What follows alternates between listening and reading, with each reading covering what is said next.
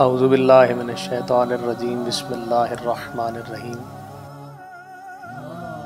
الحمدللہ رب العالمین الصلاۃ والسلام علی اشرف الانبیاء والمرسلین وعلی آلہ الطیبین الطاہرین المعصومین ولعنۃ اللہ علی اعدائہم اجمعین اما بعد قال سبحانہ وتعالی فی کتابہ المجید بسم اللہ الرحمن الرحیم بقیت اللہ خیر لکم ان کنتم مومنین۔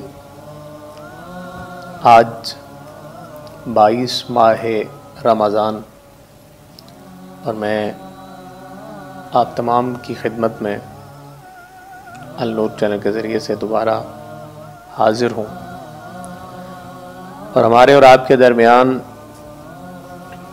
جو مرکزی کلام محور کلام ہے وہ حضرت ولی العصر امام زمان علیہ السلام کی ذات مقدس۔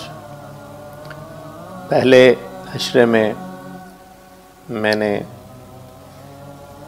آپ تمام کی خدمت میں جو کچھ گزارش کیا وہ یہ تھا کہ غیبت کبریٰ میں مولا کس کس طرح اپنے مومنین کی مدد فرماتے رہے، اور پھر عشرہ ثانی میں نے یہ گزارش کی کہ تمام ائمہ اطہار علیہم السلام کی نظروں میں حضرت امام زمان علیہ السلام کا مقام کیا ہے۔ چونکہ اب عشرہ ثالث ہے اور موضوع تو حضرت امام زمان علیہ السلام کی ذات مبارک ہے، اور اسی ضمن میں آج پھر کچھ باتیں آپ سے کرنا چاہتا ہوں۔ حضرت امام جعفر الصادق علیہ السلام ایک دن تشریف فرما تھے کہ آپ کے ساتھ کچھ مومنین بھی بیٹھے ہوئے تھے، تو کسی مومن نے امام جعفر صادق علیہ السلام سے حضرت امام زمان علیہ السلام کے متعلق سوال کیا۔ اس روایت کو نقل کیا ہے ابو جعفر محمد بن حریر نے اپنی کتاب دلائل الامامہ میں، مختلف اسناد کے ساتھ۔ وہ کہتے ہیں کہ امام صادق علیہ السلام سے حضرت قائم علیہ السلام کے متعلق سوال ہوا، تو امام جعفر صادق علیہ السلام نے فرمایا، گویا میں حضرت قائم کو پشت کوفہ میں دیکھ رہا ہوں۔ یعنی امام اپنے دور میں یہ فرما رہے ہیں کہ میں قائم کو پشت کوفہ میں دیکھ رہا ہوں، اور پھر فرماتے ہیں کہ وہ رسول خدا کی زرہ پہنے ہوئے ہیں، یعنی ان کے وجود مبارک پہ پیغمبر خدا کی زرہ ہے، اور اسے اپنے بدن پر حرکت دیتے ہیں، اسی زرہ کو اپنے بدن پہ حضرت قائم جو ہیں وہ حرکت دے رہے ہیں، اور پھر اسی زرہ کو اپنے ریشمی لباس میں چھپاتے ہیں، اور وہ گھوڑے پر سوار ہیں، اور فرمایا کہ ان کی دونوں آنکھوں کے درمیان سے ایک نور بلند ہو رہا ہے، اور وہ نور آسمان سے جا کے ٹکرا رہا ہے، اور فرمایا کہ اسی نور کا مشاہدہ دنیا کے تمام لوگ کر رہے ہیں، جہاں جہاں بھی کوئی ہے وہ امام زمان علیہ السلام کی پیشانی سے نکلنے والے نور کو دیکھ رہا ہے۔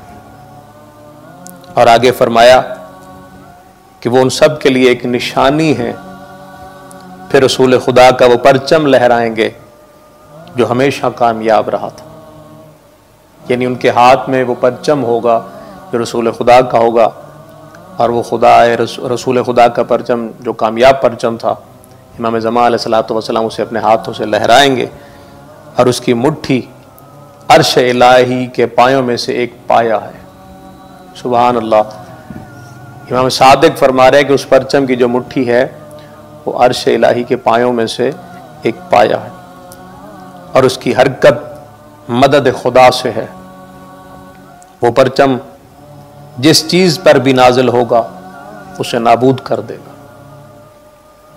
جب پرچم کی بات آئی تو ایک مومن نے کہا کہ مولا، کیا وہ پرچم کسی مقام پر چھپایا ہوا ہے جو حضرت کے لیے آئے گا؟ تو حضرت امام جعفر صادق علیہ السلام نے فرمایا بلکہ یہ پرچم چھپا ہوا نہیں، اسے عرش سے جبرائیل لے کر اتریں گے۔ اس پرچم کو عرش سے جبرائیل لے کر اتریں گے۔ جس وقت اسے لہرایا جائے گا تو اس کا نور دنیا کے مشرق و مغرب کو روشن کر دے گا۔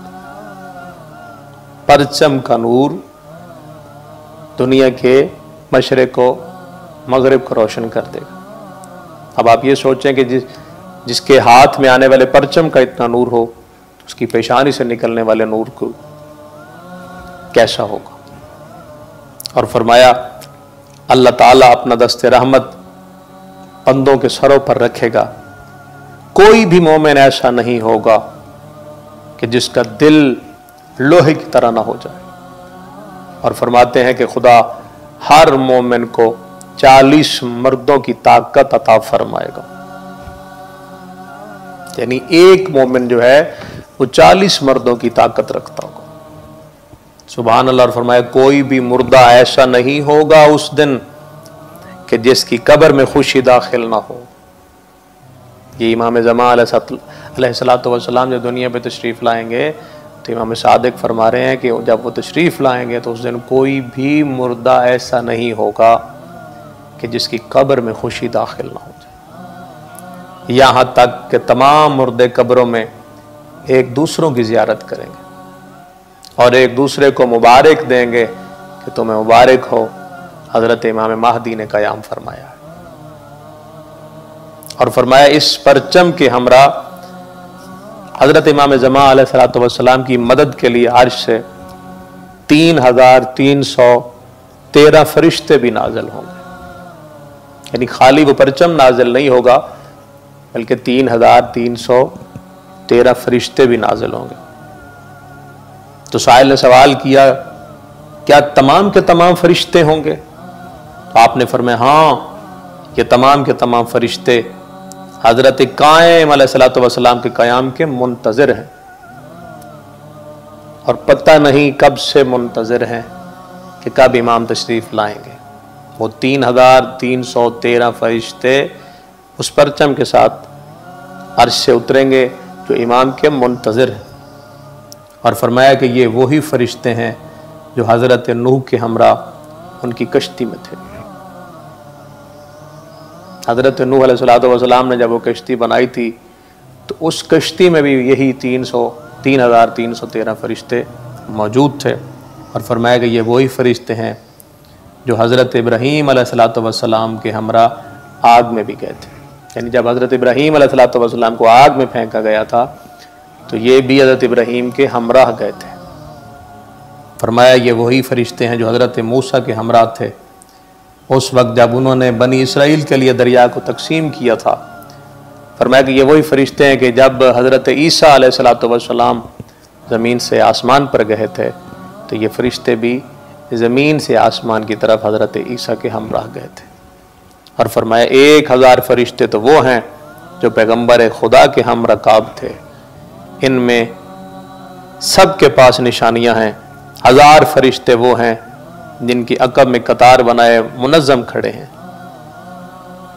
اور فرمایا کہ 313 وہ فرشتے ہیں جو بدر میں پیغمبر خدا کے ہم رکاب تھے۔ سبحان اللہ، یہ تھی وہ 313 فرشتوں کی تعداد۔ اور فرمایا 4000 وہ فرشتے ہوں گے جو روز عاشورہ نازل ہوئے کہ امام حسین علیہ السلام کے ہم رکاب جنگ کریں، لیکن انہیں اجازت نہ دی گئی اور وہ پلٹ گئے تاکہ اجازت حاصل کریں۔ جب دوبارہ نازل ہوئے تو اس وقت حضرت امام حسین علیہ السلام قتل کر دیے گئے تھے۔ امام حسین علیہ السلام کی شہادت ہو گئی تھی۔ وہ اب تک پریشان حالت میں حضرت کی قبر کے پاس موجود ہیں، اور فرمایا وہ تا قیامت گیا کرتے رہیں گے۔ حضرت کی قبر اور آسمان کے درمیان فرشتوں کی آمد و رفت کا سلسلہ جاری اور ساری ہے۔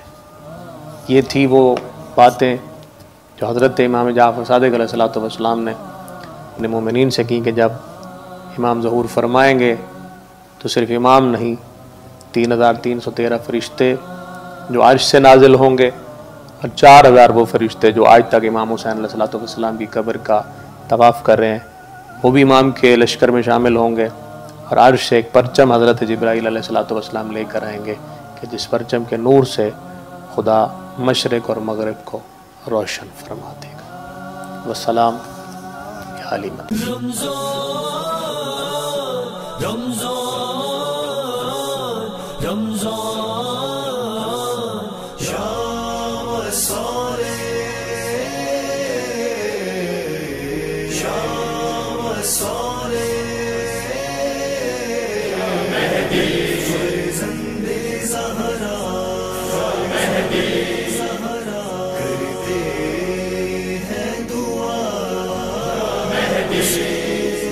Shah